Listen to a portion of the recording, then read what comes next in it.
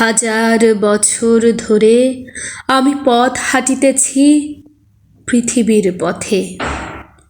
সিংহল সমুদ্র থেকে নিশীথের অন্ধকারে মালয় সাগরে। অনেক ঘুরেছি আমি বিম্বিসার অশোকের ধূসর জগতে। সেখানে ছিলাম আমি আরো দূর অন্ধকারে বিদর্ভ নগরে। আমি ক্লান্ত প্রাণ এক, চারিদিকে জীবনের সমুদ্র সফেন।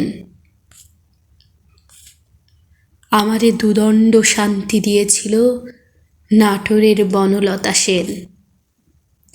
চুল তার কবেকার অন্ধকার বিদিশার নিশা, মুখ তার শ্রাবস্তির কারুকার্য।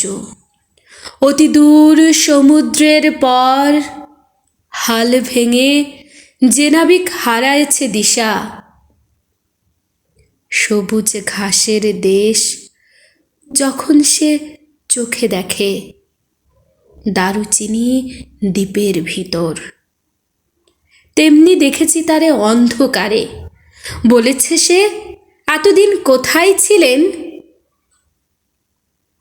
পাখির নীড়ের মতো চোখ তুলে নাটোরের বনলতা সেন।